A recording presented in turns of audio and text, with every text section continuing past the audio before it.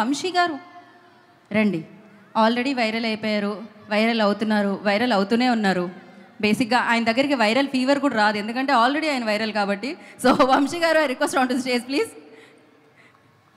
ఆయన డైరెక్టర్ కూడా, యాక్టర్ కూడా, రైటర్ కూడా, ఇంకా ఇంకా నాకు తెలియదండి, సింగర్. నేనే చెప్తున్నా అండి.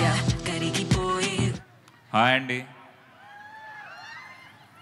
సో నాకు కొంచెం మాట్లాడడం కొంచెం కష్టం, నాకు దట్స్ నాట్ మై స్ట్రెంగ్త్.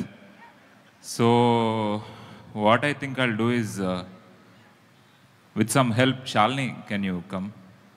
అయ్యో, ఆవిడ స్పీచ్ తర్వాత ప్లాన్ చేసామే. ఆమె అస్సలు సిగ్గుపడకుండా వచ్చేస్తుంది, సో పర్లేదు.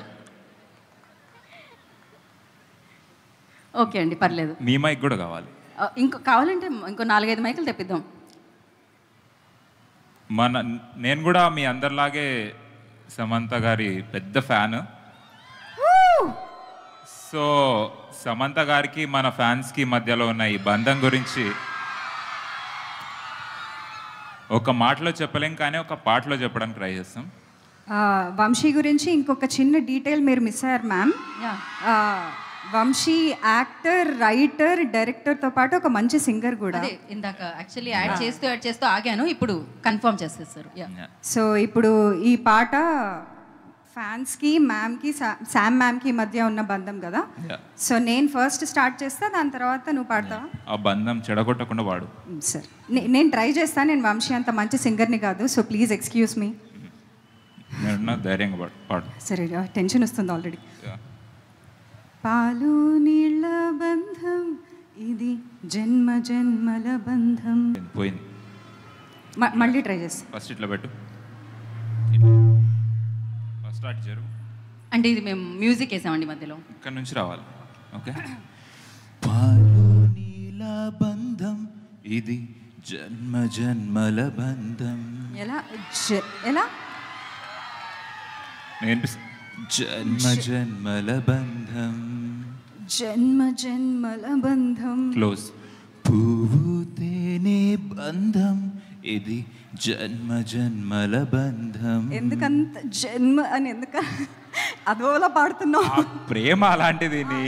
నీకు ఎమోషన్స్ లేవు, నీకేం తెలుసు? అది ప్రేమలా లేదు, ఇంకోలా ఉంది.